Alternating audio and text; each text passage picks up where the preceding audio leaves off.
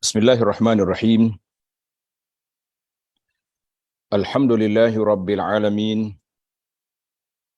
Wassalatu wassalam ala al-mab'uthi rahmatan lil alamin.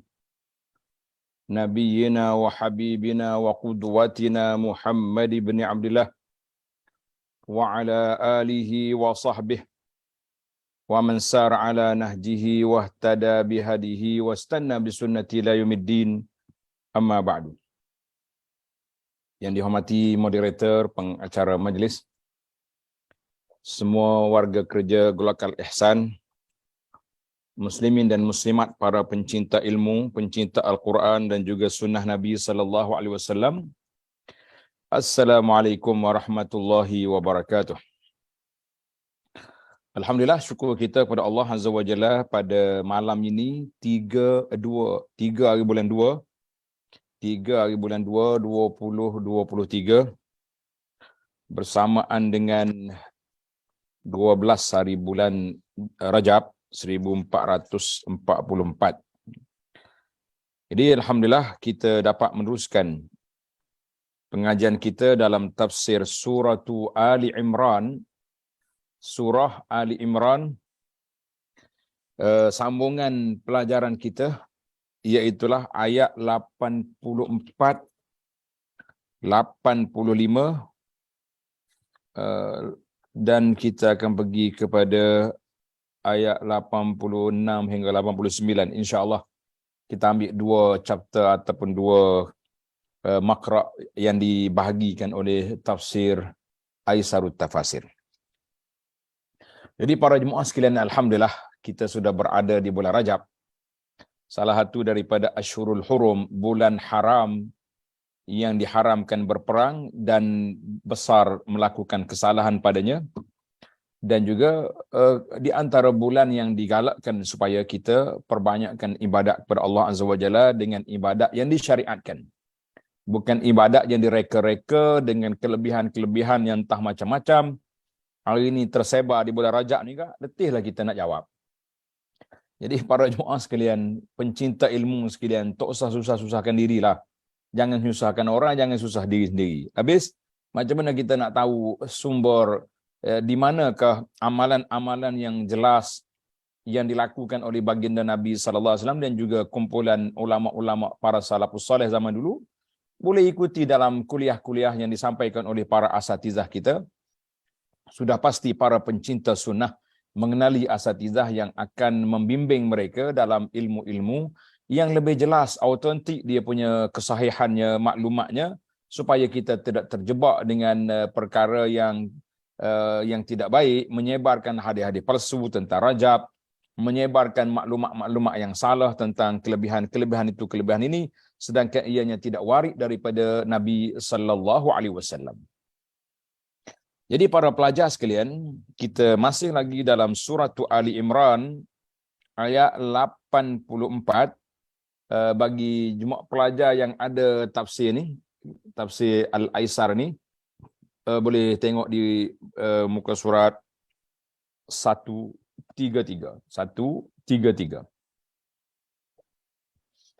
Jadi saya akan baca ayat satu persatu. Kita tak baca semua ayat, jadi panjang masa kita sangat terhad. Satu persatu dan kita langsung pergi kepada kalimat, penjelasan kata. Sebab kita nak pelajar kita ni lebih mentadabbur ayat-ayat yang dipelajari, memahami makna dia seayat demi seayat. Mudah-mudahan dengan kita tamaknya belajar bermakna ada ilmu yang kita dapat. Ada ilmu yang kita dapat. Baiklah, muslimin dan muslimat yang dirahmati Allah sekalian, kita baca ayat yang pertama dalam siri ini, iaitulah bermula ayat 84. A'udzu billahis samii'il 'aliim minasy syaithaanir rajiim. Qul amanna billahi wa ma unzila 'alaina wa ma unzila 'ala Ibrahim. وما أنزل على إبراهيم وإسماعيل وإسحاق ويعقوب والأسباط وَمَا أُوتِيَ مُوسَى وَعِيسَى وَالنَّبِيُّونَ مِنْ رَبِّهِمْ لَا نُفَرِّقُ بَيْنَ أَحَدٍ مِّنْهُمْ وَنَحْنُ لَهُ مُسْلِمُونَ. Katakanlah, Qul amanna billah, yakni katakanlah kami beriman kepada Allah Azza wa Jalla dan kepada apa yang Allah turunkan kepada kami. Wa ma unzila alaina, Allah Ta'ala turunkan kepada kita daripada kitab-kitabnya yang mulia, yang diturunkan kepada Nabi Ibrahim, Nabi Ismail, Ishaq, Yaqub dan Asbat. Asbat itu mana anak cucu dia. Dan apa yang diberikan kepada Sayyidina Musa, Isa dan para nabi-nabi daripada Allah Tuhan mereka. Kami tidak membeza-bezakan seorang pun di antara mereka, dan hanya kepada Allah lah kami muslimun, menyerah diri, tunduk, akur dan patuh. Jadi para pelajar sekalian, ayat ini kita tengok kepada syarhul kalimat, makna kalimah ayat. Apa makna kalimah? Diambil kepada kita ni al-asbat. Apa makna asbat? Al-asbat jam'u sibtin, was-sibtu al-hafid. Maknanya cucu. Asbat maknanya anak cucu. Yang dimaksud dengan asbat di sini ialah anak-anak Nabi Yaqub yang berjumlah 12 orang. Jumlah 12 orang. 10 daripada mak dulu, kemudian Yusuf dengan Bunyamin, yang kemudian sehingga timbulnya cerita konspirasi dalam sejarah surah Nabi Yusuf yang sangat besar ilmunya dan tadaburnya kepada kita dalam mengharungi kehidupan bersama dengan adik-beradik dan keluarga. Istilah al-asbat di kalangan kaum Yahudi sama istilah seperti qabilah di kalangan bangsa Arab. Maknanya bagi orang Yahudi, asbat itu macam qabilah. Sibtu fulan, sibtu fulan. Qabilah Abdul Muttalib, qabilah ni, qabilah Aus dengan Khazraj. Jadi orang lain guna qabilah, bagi Yahudi dia guna asbat. Asbat. Itu ayat yang pertama. Kemudian kita pergi kepada ayat 2 ataupun ayat 85 dalam ayat kita ini. وَمَنْ يَبْتَغِ غَيْرَ الْإِسْلَامِ دِينًا فَلَنْ يُقْبَلَ مِنْهُ وَهُوَ فِي الْآخِرَةِ مِنَ الْخَاسِرِينَ. Barang siapa mencari agama selain daripada Islam, mana ada lagi orang nak korek-korek agama lain daripada Islam, tak kiralah agama apa atas dunia ni, maka sekali-kali tidaklah akan diterima agama itu daripadanya. Allah Ta'ala tak terima daripada dia. Dan dia di akhirat termasuk orang-orang yang rugi. Tengok kalimah yabtaghi. Yabtaghi makna mencari dan menginginkan. Mencari dan menginginkan agama selain daripada Islam. Tak kiralah dia nak apa agama pun. Islam pula sekarang ni ditempel-tempelkan dengan macam-macam nama. Islam liberal lah, Islam tu, Islam ni. Kita kata kalau dah liberal je lah. Tak usah duk tempel-tempel kepada Islam lah. Jadi, kalau dalam negara kita pula menjadi slogan negara dah. Islam hadari, sekarang ni Islam madani. Macam-macam lah. Pemimpin-pemimpin ni yang penting dia nak buat slogan yang tak sama, supaya orang tengok dia orang itu ada kerja, ada idea, macam-macam lah. Kita kata silalah. Selagi kamu berkuasa, kamu buatlah apa yang kamu rasa nampak comel kepada negara dan kepada rakyat. Tapi bagi kita umat Islam, jangan menambah-nambah. Islam.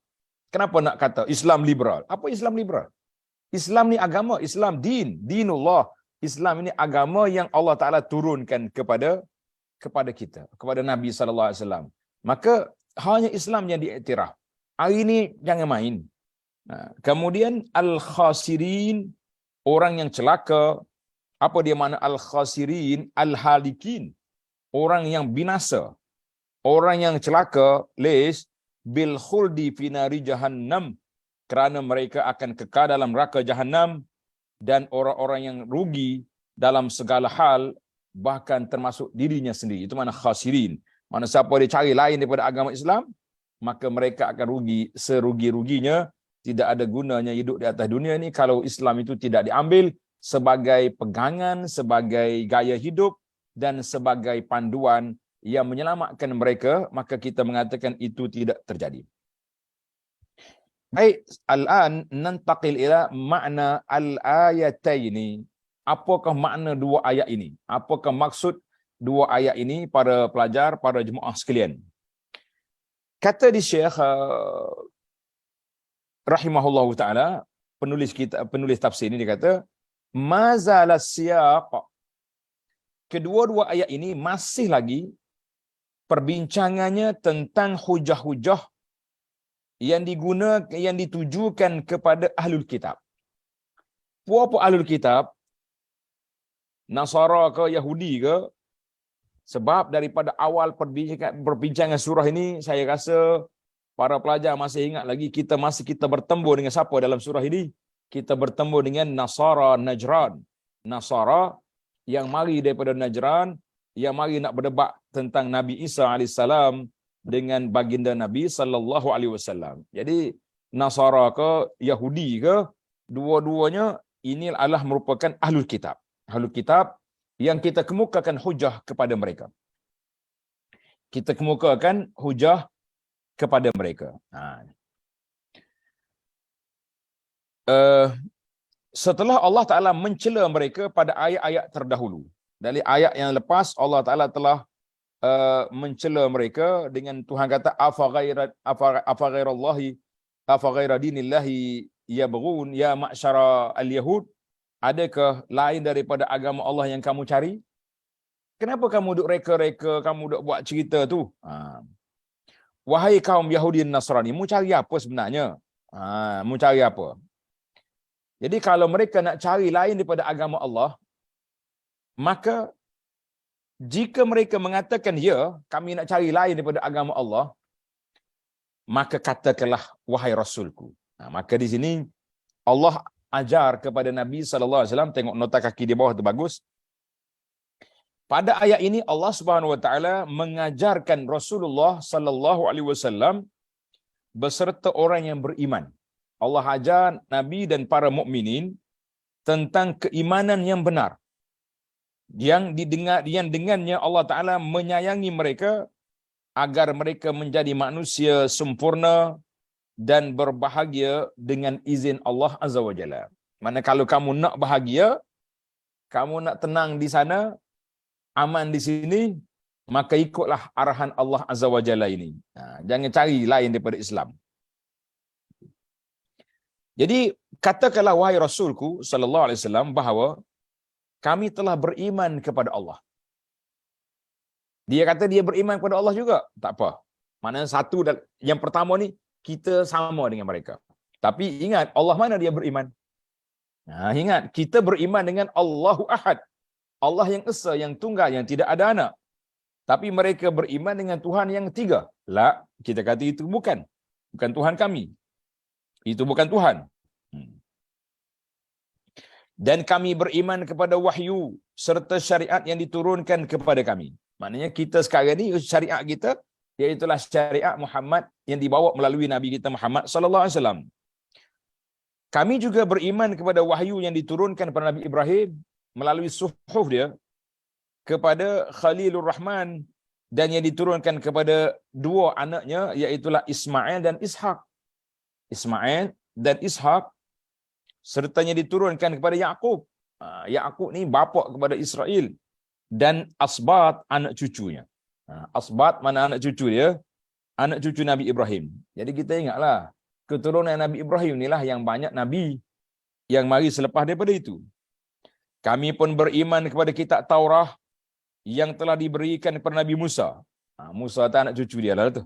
Dan kitab Injil yang diturunkan kepada Nabi Isa serta semua wahyu dari Allah yang telah diterima oleh para nabi yang lain. Jadi nabi yang lain dia terima semua wahyu daripada Allah Azza wa Jalla. Kami tidak membeza-bezakan antara satu dengan yang lain di antara mereka. Tetapi kami beriman kepada mereka seluruhnya beserta wahyu yang mereka bawa. Jadi kalau kita terima mana-mana Nabi, mesti package. Terima Musa, terima Taurat. Jadi kata, Musa aku percaya, Taurat tak percaya. La, tidak mungkin. Dengan demikian, kami tidak beriman kepada sebahagian dan engkar kepada sebahagian lain seperti yang kamu lakukan, hei Ahlul Kitab. Wahai Yahudi dengan Nasara. Jadi dalam ayat ini yang dikatakan matematik akidah. Jadi para pelajar kena catat, nama dia matematik akidah. Kalau kita matematik kita, 10 tolak 1, 9. 6 tolak 1, 5. Tapi matematik akidah lah 6 tolak 1, 0. Ini dia panggil matematik akidah. Saya beriman semua. Nabi-Nabi kita percaya semua, kecuali Nabi Lut tak terima. Sebab Nabi Lut ni telah membinasakan kaum LGBT. Contoh ya, kalau ada geng-geng LGBT yang anti kepada Nabi Lut, sebab dia kata Lut tak bersimpati dengan geng-geng mereka. Contohlah kita kata. Maka tolak seorang Nabi bermakna tolak semua Rasul. Dia package. Package dia 1 tolak 1, 5 tolak 1, 0. 6 tolak 1, 0. Jadi package akidah tak boleh tolak walaupun satu. Sebab tu dia kata dalam ayat ini Allah Ta'ala ajar kepada kita, la nufarriqu baina ahadim min rasulihi, la nufarriqu baina ahadim minhum, kami tak beza-bezakan kasih sayang kami, kecintaan kami, kepercayaan kami kepada mana-mana nabi, mana-mana rasul yang sabit yang telah diutuskan oleh Allah Azza wa Jalla. Jadi kalau orang ada beza-beza, bermakna orang itu tidak betul. Jadi dalam apa ni? Dalam ilmu matematik akidah ni 6 tolak 1, 0. Ini cukup berbahaya. Tak boleh ambil sebahagian. Oh, saya terima. Saya macam geng-geng Yahudi juga tak. Dia terima sebahagian malaikat, dia tak terima dengan sebahagian malaikat, kata. Jadi kita kata itu menunjukkan kekufuran dia, banyak lorong kufur itu. Tolak sebahagian malaikat, tolak sebahagian nabi. Kita kata tak boleh tolak. Yang kita orang Islam ni tidak boleh tolak. Mesti semua sekali kita terima. Cuma nabi-nabi itu sama-sama dia ada perbezaan. Tilkar rusulu faddalna ba'dhum ala ba'din. Allah sendiri sebut tilkar rusulu ba'dana faddalna ba'dhum ala ba'd. Ada rasul-rasul yang kami lebihkan yang ni dengan yang lain. Itu ceritalah, itu kelebihan Allah Taala beri. Tapi dari sudut kita sebagai mukmin, kita mesti beriman keseluruhannya. Kami wa nahnu lahu muslimun, kami berserah diri, tunduk dan patuh kepada Allah Azza wa Jalla. Kami tidak menyembah Tuhan selain daripada Dia, dan kami tidak menyembahnya dengan syariat atau hukum selain daripada syariat Allah. Jadi kalau kita nak sembah Allah, kita nak kenal Allah, kita kenal melalui syariat Allah Azza wa Jalla. Inilah makna ayat 84. Makna ayat 84, jadi tidak ada perbezaan. Tak boleh nak beza-bezakan antara nabi-nabi dari sudut kepercayaan. Tapi dari sudut ketinggian darjat, memang Allah Ta'ala bezakan, sebagaimana disebut ayat yang saya baca tadi, tilkar rusulu faddalna ba'dhum ala ba'd. Ada rasul yang dikenali dan ada rasul yang tidak dikenali. Ada rasul yang Allah Ta'ala berkata-kata dengan dia. Kan? Macam Nabi Musa AS, ada yang diberi wahyu.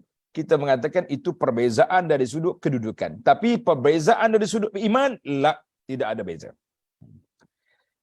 Baik, sekarang kita berpindah kepada ayat 85.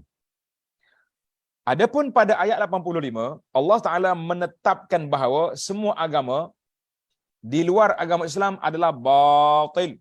Tidak betul. Dan sesiapa pun yang menganut agama selain Islam, maka dia tidak akan diterima.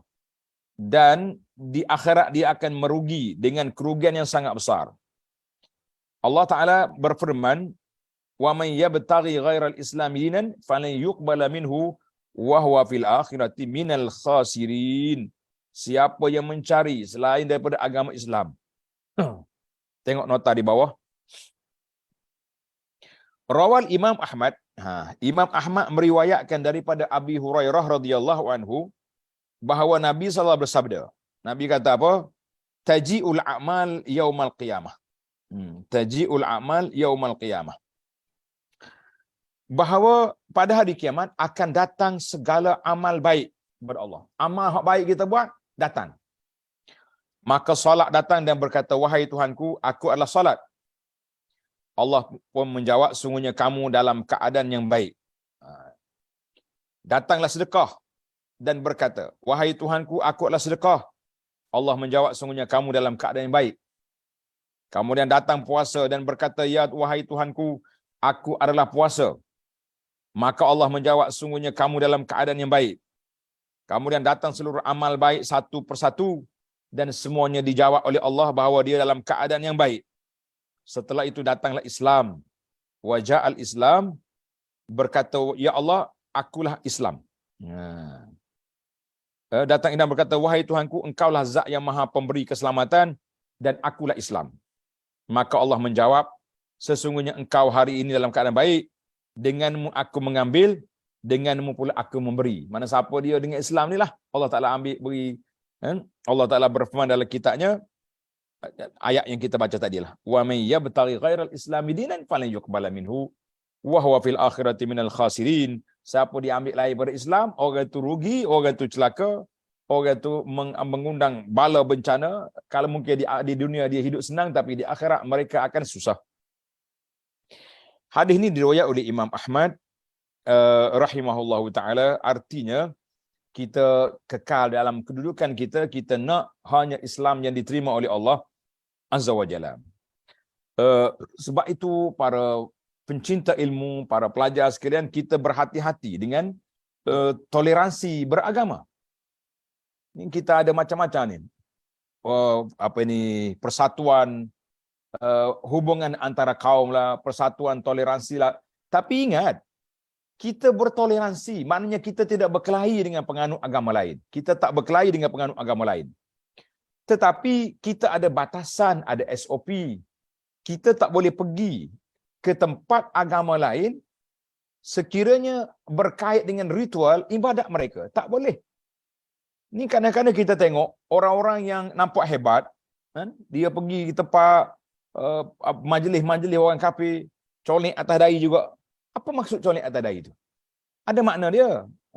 Tuan-tuan boleh dengar dalam huraian-huraian yang dibuat oleh penganut yang tersebut. Apa dia kata kepercayaan dia. Kemudian kita pergi pula nyalakan api sekali dengan dia, contohnya. Pergi ambil air, masukkan dalam bekas yang memang ada ritual keagamaan. Ini tak boleh. Tak janganlah tunjuk kita ni, kayak saya ni Islam, kita ni liberal sangat, semua benda yang kita boleh buat lah. Karena itu saya menuntut banyak sekali.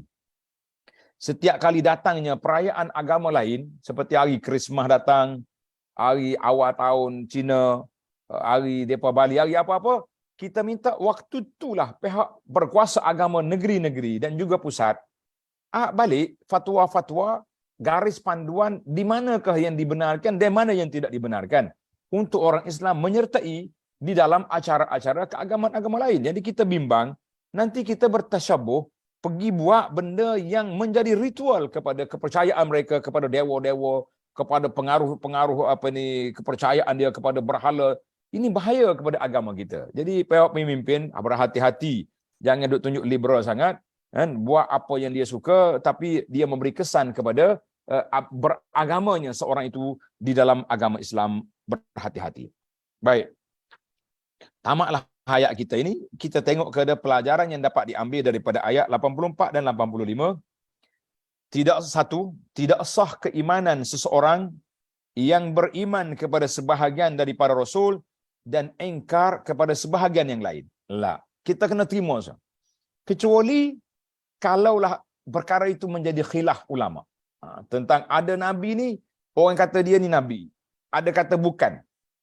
Dia ni dikatakan Rasul, ada yang kata bukan. Jadi kalau khilaf tu kuat, kalau tidak percaya lagi, bukan makna orang tu mengingkari, memisah di antara Nabi dengan Nabi. Lah.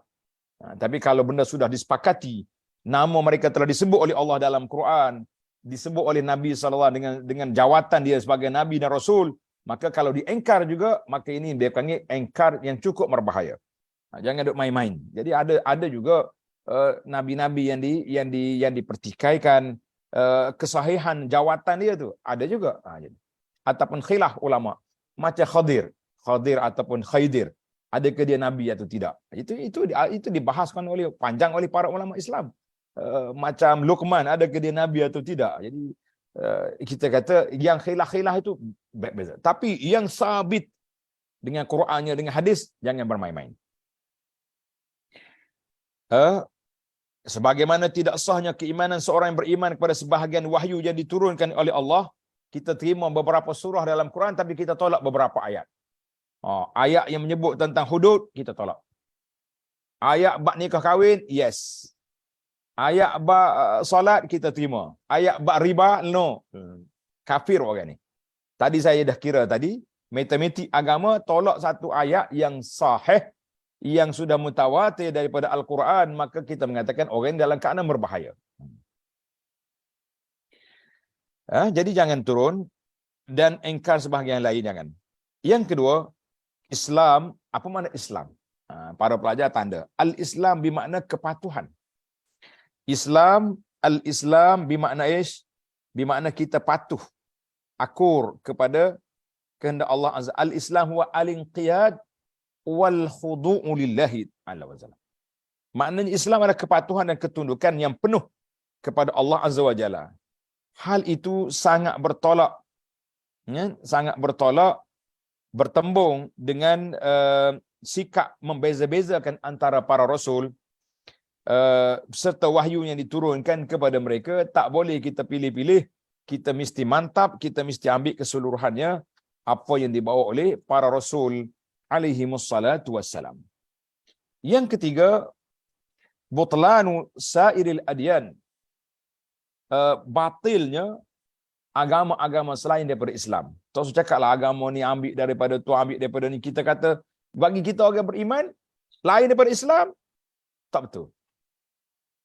Tak boleh kata kafir. Kenapa tak boleh kata kafir? Dia memang kafir. Cuma kalau depan-depan dia mungkin kita tukarlah bahasa. Tuan-tuan yang bukan Islam. Okeylah sikit kot. Ini dalam majlis ramai-ramai. Kita tak bagi ceramah, tuan-tuan muslimin dan kufar musyrikin. Okey, tak kata lagi tu. Ini ubahlah sikit bahasa kita. Tuan-tuan yang bukan Islam, kawan-kawan kita yang bukan Islam dan Muslim, salam sejahtera. Boleh. Tapi nak kata apa ni, wahai kapi-kapi semua tu, orang tak kata lagi tu. Dia panggil dia dalam bahasa sekarang, dia panggil taghyir khitabud da'wi. Kita kena tukar uslub cara kita berkhitab menuju cakap kepada orang yang berada depan kita. Tapi kalau kita nak cakap tafsir Quran macam ni, tak sebut kafir, habis nak sebut apa? Takkanlah kata ya ayyuhal kafirun, wahai non muslim. Terjemahan itu tidak tepat tu. Wahai kafir, kafir lah. Kita kadang-kadang terlalu sensitif sangat. Contohnya ni, khinzir. Tak boleh sebut babi, kasar. Habis apa dia? Khinzir. Habis khinzir tu apa? Babi. Adah, babi lalulah senang.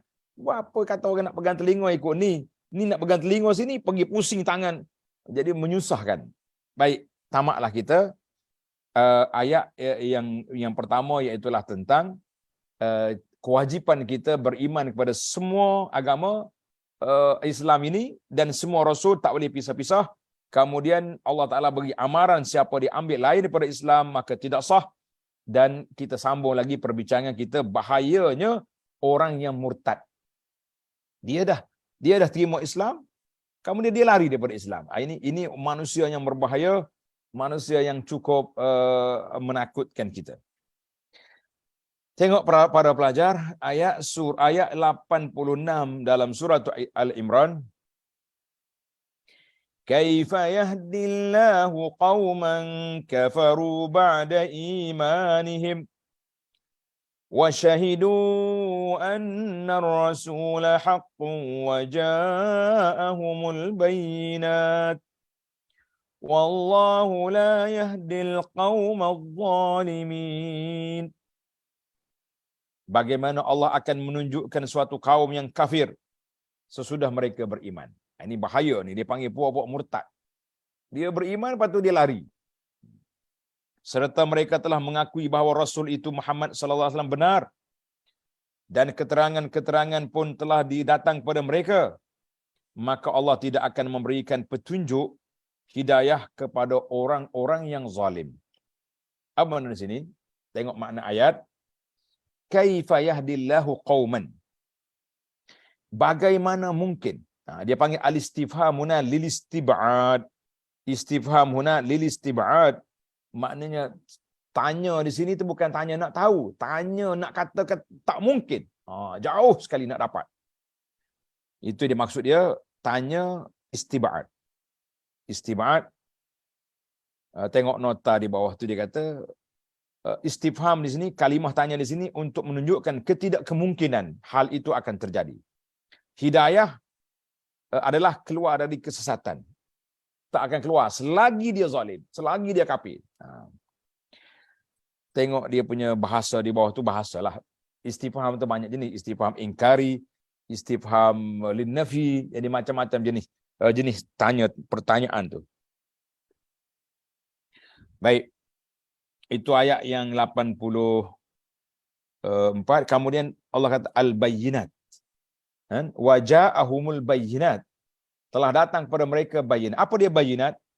Keterangan-keterangan dan bukti-bukti, yakni mukjizat-mukjizat para rasul dan ayat-ayat Al-Quran yang menjelaskan tentang kebenaran dalam masalah akidah, masalah keyakinan maupun amal perbuatan. Jadi keyakinan sudah ada. Itu dia panggil bayyinat. Faulaika wallahu la yahdil qaumaz zalimin. Az-zalimin iaitu orang yang melampaui batas dalam kezaliman sehingga sifat zalim ini sebati melekat pada diri dia. Kalau tengok orang ni kita tahu dia ni zalim. Jadi kalau kita para pelajar kita kena ingat zalim di sini ada dua kategori. Zalim yang paling berat sekali, kategori zalim yang paling berat iaitulah zalim kepada diri sendiri dengan melakukan syirik terhadap Allah Azza wa Jalla. Itu dia panggil kezaliman yang paling berat. Zalim yang paling berat, zalim pada diri sendiri. Kemudian zalim pada makhluk-makhluk, zalim pada manusia lain, zalim pada hayawan, zalim pada benda-benda, itu semua zalim. Tapi zalim yang paling berat sekali apa? Iaitulah zalim melakukan syirik terhadap Allah Azza wa Jalla. Mari sambung ayat 87. Setelah mereka melakukan kezaliman iaitu murtad, ulaika jazaohum anna alaihim la'natullahi wal malaikati wan nasi ajma'in. Mereka itu balasannya ialah bahawasanya laknat Allah ditimpakan kepada mereka. Demikian pula laknat para malaikat dan manusia seluruhnya. Jadi siapa dia yang murtad, Allah Ta'ala laknat. Tengok kalimah laknatullah tu, berarti Allah menjauhkan mereka dari segala kebaikan. Tak ada lagi kebaikan. Sedangkan maksud dari laknat para malaikat dan seluruh manusia berarti doa buruk mereka ke atas orang yang berbuat zalim. Mana kalau kata daripada Allah laknat, Allah Ta'ala jauhkan mereka daripada kebaikan. Laknat daripada malaikat dengan manusia bermakna doa buruk ke atas mereka, wal'iyazubillah. Itu makna orang ini dilaknat, perbuatan dilaknat. Ini kita kata. Khalidina fiha la yukhaffafu anhumul azab wa la hum yunzarun. Mereka kekal dalamnya, tidak diringankan seksa dari mereka, dan tidak pula mereka diberi tangguh. Mana nak tangguh-tangguh azab tak adalah. Nak tangguh mati pun tak ada. Kan? Walahum yunzarun. Mereka tidak diberi tangguh waktu dan tidak juga disegerakan azab. Jadi Allah Ta'ala beri masa kepada dia. Jadi ada orang yang zalim atas dunia dia berpuluh tahun, tapi tak sampai masa, tak ada apa. Dikatakan Nabi Musa AS berdoa untuk binasa Fir'aun selama 40 tahun. Lepas pada 40 tahun berdoa, barulah Fir'aun tenggelam dalam laut Kalzum. Jadi kita hari ni jangan mudah-mudahlah sekali doa, Tuhan tak ambil tindakan lagi kat atas puak zalim ni deh. Belum. Nabi Musa berdoa 40 tahun. Jadi doa kita ni berapa tahun kita nak? Jangan dak cepat-cepat, jangan dak gopoh sangat, kan? Jadi kita kena berhati-hati para jemaah sekalian dalam perkara ini. Baik.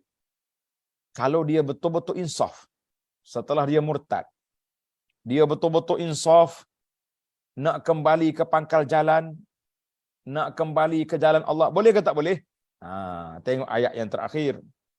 Illal ladzina tabu min ba'di dzalika wa aslahu fa innallaha ghafurur rahim. Kecuali orang-orang yang bertaubat sesudah kafir itu. Mana lepas dia kafir, murtad, dia pergi hanyut jauh, yang mana dia window balik setelah dia insaf semula. Dia tinggalkan dosa syirik dia tu. Dan mengadakan kebaikan. Kerana sungguhnya Allah Maha Pengampun lagi Maha Penyayang. Maknanya pintu taubat masih lagi terbuka, walaupun sejahat mana dia melakukan kejahatan dan kezaliman di atas dunia ini, kita kata masih ada peluang, masih ada ruang untuk dia bertaubat dan kembali ke jalan Allah Azza wa Jalla. Jadi dikata apa?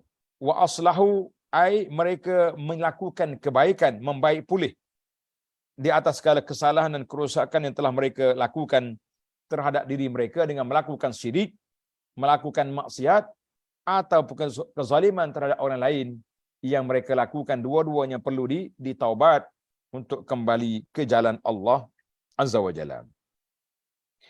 Baiklah para pelajar sekalian, alhamdulillah kita dapat bincang tentang makna ayat dan juga kata-kata mufradat kalimatul ayat. Al-an, sekarang kita berpindah kepada makna al-ayat. Apakah maksud ayat yang kita belajar ni? Ayat berapa? 86 hingga 89 ini.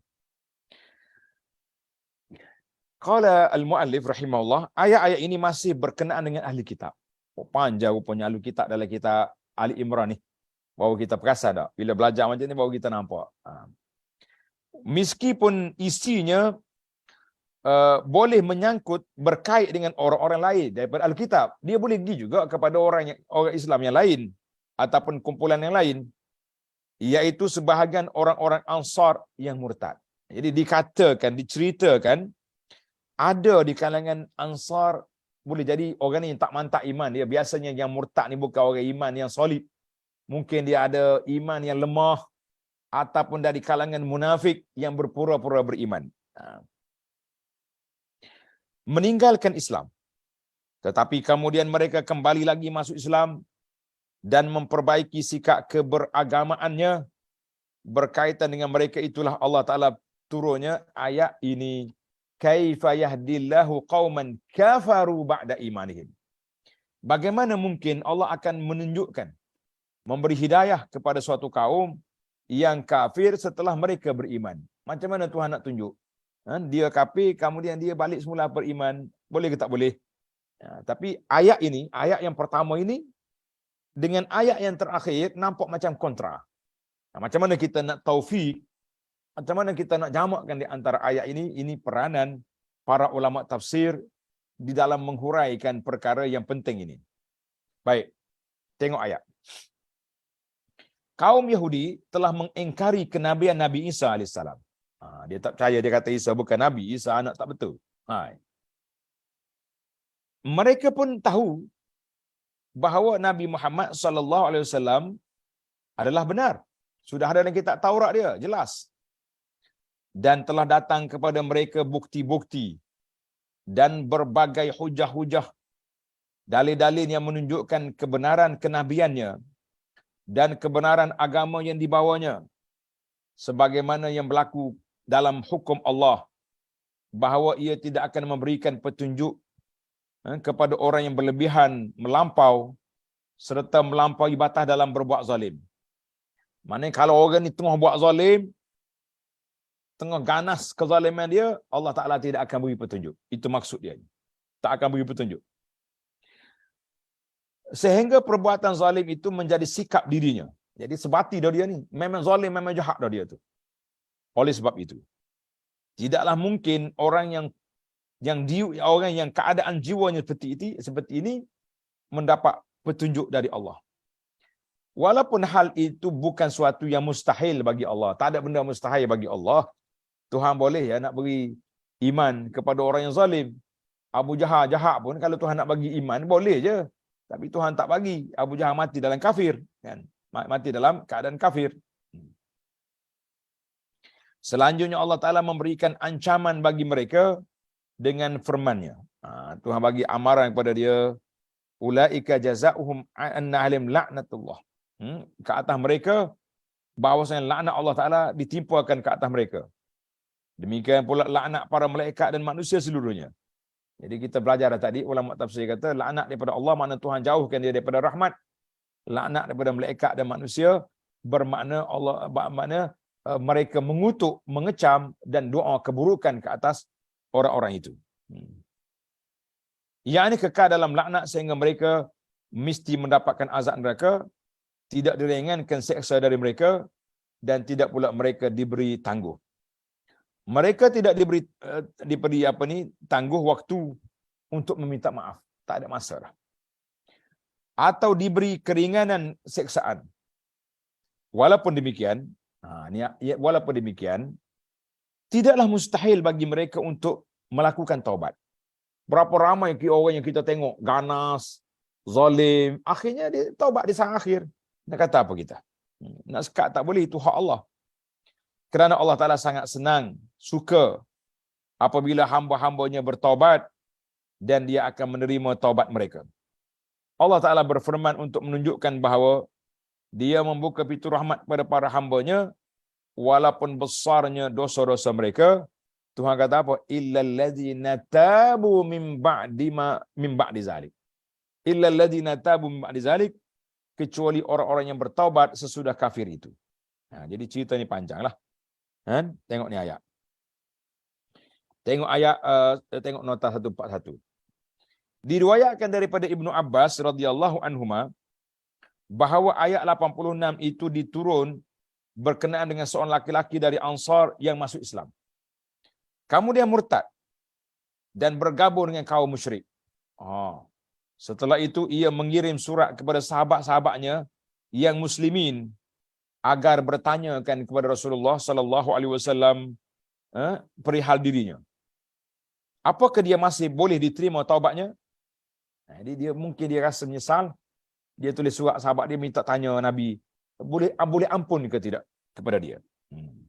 Maka sahabatnya pun datang dan menanyakan hal itu. Maka Allah menurunkan ayat 86 sampai 89 ini. Ayat-ayat ini isi utamanya menyangkut orang-orang Yahudi dan sangat sesuai dengan mereka kerana berkaitan dengan orang-orang yang sudah bertobat dan belum mahu bertobat dari kalangan mereka. Jadi itu cerita dia. Baik. Kemudian di akhir ayat ini Tuhan kata illal ladzina tabu min ba'di zalik. Kecuali orang yang bertobat. Macam mana kita nak faham, nak taufik antara dua ayat-ayat ini?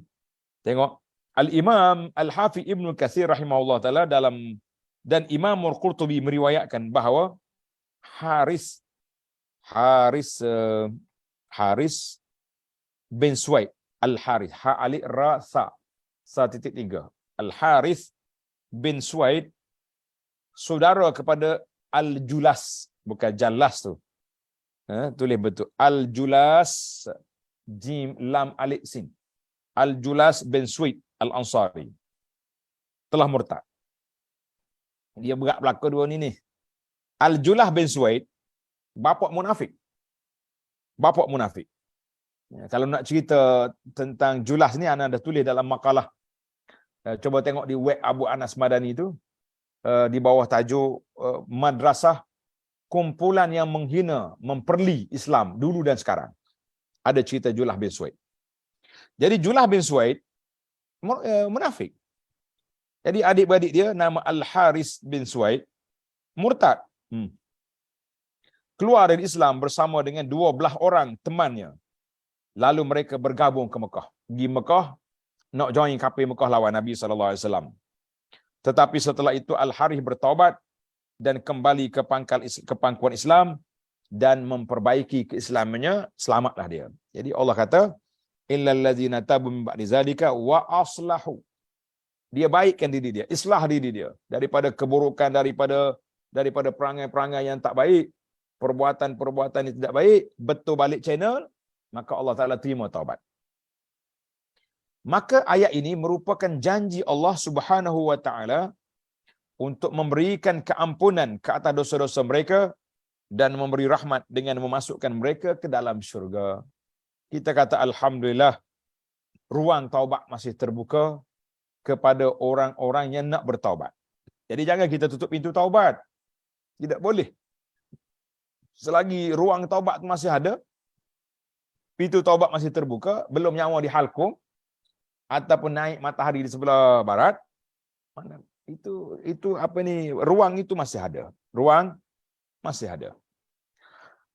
Baiklah para pelajar sekalian, kita pergi kepada penutup ayat ini. Dia panggil hidayatul ayat. Hidayatul ayat, petunjuk ataupun pelajaran yang boleh diambil dari ayat 86 sehingga 89 surah Ali Imran. Yang pertama, terlalu jauh dalam perbuatan jahat dan merusak.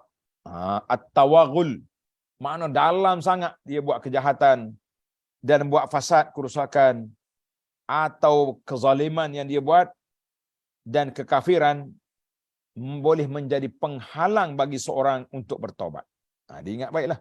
Mana kalau orang ni jahat sangat, boleh jadi Tuhan tak bagi dia pintu taubat. Tak bagi dia pintu taubat. Tengok ni ayat di sini. Imam Al-Qurtubi memberi penjelasan. Dia kata, zahir ayat ini Allah tidak menunjukkan, tidak memberi hidayah kepada orang-orang yang zalim, menunjukkan bahawa orang yang kafir sesudah Islam murtad tidak akan diberi petunjuk oleh Allah. Mana akan nampak macam tu? Padahal banyak juga orang-orang, ramai juga orang-orang yang berbuat zalim yang bertaubat dari kezaliman mereka. Macam mana kita nak taufik antara ayat ni? Tuhan kata orang zalim murtad aku tak beri hidayah. Tapi ramai juga kaki-kaki yang kepala gedebe, kepala samsing zaman dulu taubat. Macam mana? Al-Qurtubi memberi jawapan bahawa maksud daripada tidak memberikan petunjuk pada mereka itu selama mereka dalam kekafiran dan kezaliman dan tidak menerima Islam. Tetapi jika mereka kembali masuk Islam dan bertaubat, maka Allah akan menolong mereka untuk mendapatkan petunjuk hidayahnya, insya-Allah. Jadi kalau kita kata, kalau langsung mereka ni tak ada ruang untuk jadi kebaikan, dia tak akan buka pintu. Tapi kalau dia sudah kembali, insya-Allah pintu taubat masih lagi terbuka di hadapan mereka. Itulah yang diharapkan. Tengok sini. Kerana itu, wajib ke atas setiap orang apabila dia berbuat satu dosa. Dengar ni para jemaah sekalian. Wajib kepada mana-mana orang yang buat dosa, untuk segera bertaubat dan tidak mengulangi dosanya itu. Kalau dia berdosa, taubat selalu cepat-cepat. Jangan tangguh-tangguh. Sehingga ia jangan menangguhkan sehingga ia terhalang dari pintu taubat. Kata dalam hadis Nabi sebut, Allah Ta'ala buka tangannya untuk orang yang berdosa pada siang hari untuk bertaubat pada malam hari. Dia buka waktu siang untuk orang yang berdosa pada malam hari supaya mereka bertaubat pada siang hari. Maknanya jangan tunggu 24 jam. Tak lebih daripada 12 jam je. Mesti bertaubat. Jangan tangguh. Ini tak apalah. Saya nak taubat juga nanti pergi Mekah bulan Ramadan. Nanti pergi haji. Dia duk tangguh-tangguh. Kalau mati masa tu apa nak buat? Rugilah dia. Pelajaran yang kedua, taubat akan diterima jika ia mengikuti prinsip-prinsip dan memenuhi kriteria syarat-syarat dia. Taubat ada syarat dia kan. Di antaranya, antara orang nak taubat itu segera meninggalkan perbuatan dosa tersebut. Yang pertama sekali, bila dia insaf, tinggalkan dosa itu. Satu. Yang kedua, syarat yang kedua, menyesali perbuatannya. Sesak, menangis dia. Ya Rabbi, aku sesat dah, pergi buat benda tak baik dulu. Dua. Yang ketiga, memohon ampun dan ketetapan hati untuk tidak lagi kembali mengulangi perbuatan. Mana berazam, dengan azam yang jitu, yang kuat, tak akan buat lagi benda ni. Tiga. Serta mengadakan kebaikan bagi apa yang telah rusak. Mana rusak-rusak akhlak kita, perangai kita, kita baik pulih balik. Dulu tak solat, kita solat. Dulu tak tutup aurat, kita tutup aurat. Dulu kita makan riba, kita tak riba. Dulu kita hentam rasuah, kita tak ambil rasuah lagi. Serta mengadakan kebaikan bagi apa yang telah dirosakkan itu. Jika hal itu dimungkinkan untuk diperbaiki, maka itulah syarat taubat. Tuan-tuan dan para pelajar, tambah satu lagi, sekiranya dosa itu berkait dengan hak orang, hak manusia, maka kita kena hantar balik ataupun minta maaf ataupun bayar pampasan. Kalaulah dosa itu hak orang, jadi tak boleh kata tak apa, hak orang atau orang pun kita ambil lantak je lah. Lepas tu kita pergi Mekah, minta ampun dengan Allah, kita kata la. Itu bukan cara yang diajarkan oleh Islam, sebab syarat taubat itu mesti cukup 4 kriteria kategori yang telah saya senaraikan tadi. Alhamdulillah. Jadi para jemaah sekalian, tamatlah perbincangan kita. InsyaAllah dalam siri-siri yang akan datang, kita akan sambung lagi surah Ali Imran ayat 90 dan beberapa ayat selepasnya dalam siri yang akan datang. Subhanakallahumma wa bihamdika asyhadu an la ilaha illa anta astaghfiruka wa atubu ilaik. Wa sallallahu ala nabiyyina Muhammadin wa ala alihi wa sahbihi ajma'in. Walhamdulillahi rabbil alamin. Wassalamualaikum warahmatullahi wabarakatuh.